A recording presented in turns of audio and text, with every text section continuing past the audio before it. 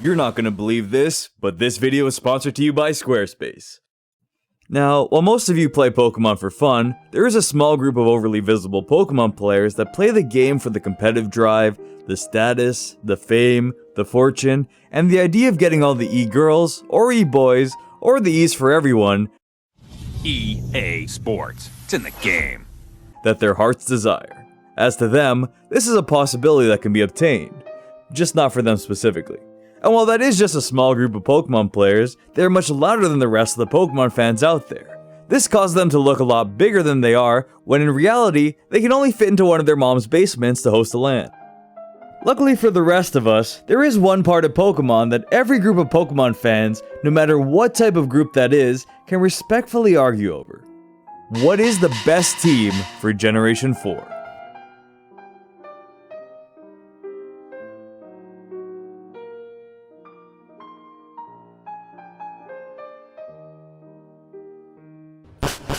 The first place we need to start when creating any team throughout your playthrough is deciding which starter Pokemon you need to choose. Now, I say need because there's only ever one correct answer in each generation, and you've all already written it down in the comments. For Generation 4, the correct starter Pokemon to pick for every playthrough is Infernape. Now, don't get me wrong, that doesn't mean the other two starters are bad picks, it just means they're the incorrect choices. I did personally pick Turtwig every time because even if you aren't a fan of grass or Torterra itself, it learns Earthquake, and that basically creates a personality for any Pokemon in itself. This is apparent with Swampert because due to its ability to use Earthquake, if someone were to rip on another person for liking Mudkip because they like Blaziken, who's the only other starter choice in Generation 3, Swampert fans won't really care or even hear what they're saying over the noise from the 8.3 that's happening on the Richter scale.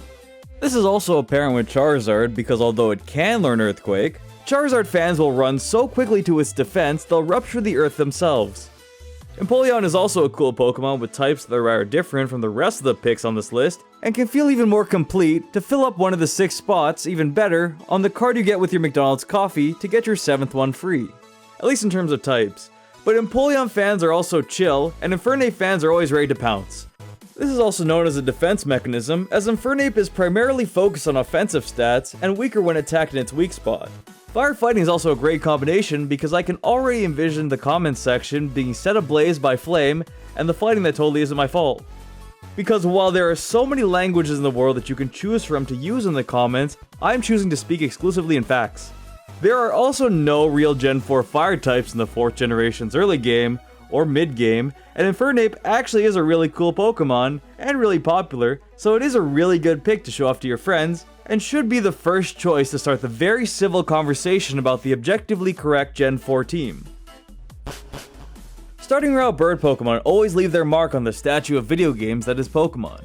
While they aren't always the go-to pick in every generation, Staraptor nicely brought back the 3-stage evolution that made you feel complete in your decision to leave home for the rest of your life at the ripe mature age of 10, and decide to keep a pigeon as a pet. The unique aspect of Staraptor that really seals the deal and gives it the official Jethrotech stamp of correctness in choosing to use this Pokemon is the fact that it learns close combat, which is really all a bird needs to do. Most normal type birds would only learn normal and flying type moves, but Staraptor learns a strong fighting type move. This allows it to communicate more effectively with your Infernape, and at every step of the way, you can always choose to fight when confronted. It's also just good to have an actual flying type on your team, rather than having a substitute bird to swap in and out just to use fly. I'm sure the remakes will add in some added features to get rid of HMs as well, but as we're going off the original games, remembering the times we've had, it's nice to remember the move pool for everyone's Staraptor, as Fly would be stuck on it at all times for whatever reason, since Game Freak decided to teach you in a small way that if you make a decision, it sticks until some old guy in a house that you just broke into teaches you how to undo your mistakes. That would mean your Staraptor would only have 3 move slots. That doesn't even matter because the only 2 moves you need are Close Combat and Aerial Ace. I mean, it's no drill peck, but if you think I'm going to go to the Pokemon Center or spend my hard-earned money on potions to use Brave Bird frequently, then Staraptor isn't the only thing in the clouds. The 3rd move doesn't matter, but if you want to open your 3rd eye, you can basically choose whatever you want. Steel Wing, Roost, Whirlwind, a Fruitful Endeavor, whichever your heart desires. Staraptor will also help you tone up that look of your team with its serious stare down for anyone who tries to tell you it's the wrong pick, as you both fly away from that conversation.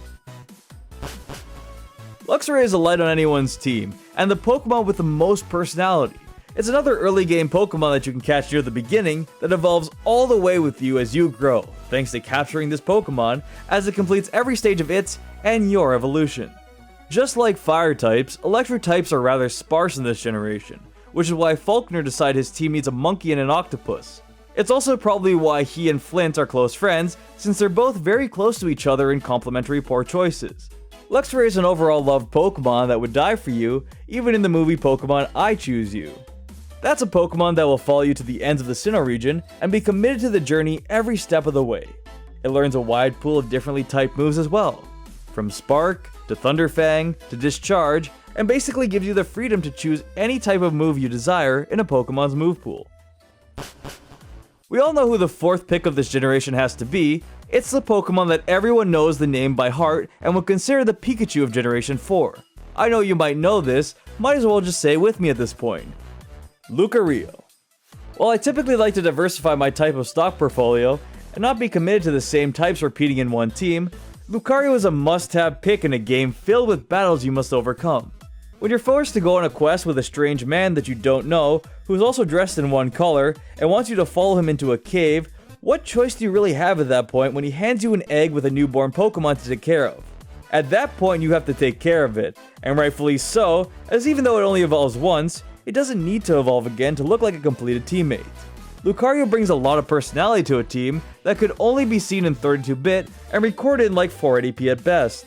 Imagine just what kind of style Lucario will bring to a team with such a completed look in only one evolution when it's able to be seen in the style of Brilliant Diamond and Shining Pearl that's loved by everyone, with a revolutionary technology that is the Nintendo Switch that can let you play in one of the highest qualities brought to you by any Nintendo console at around 720p 30fps and like 60Hz.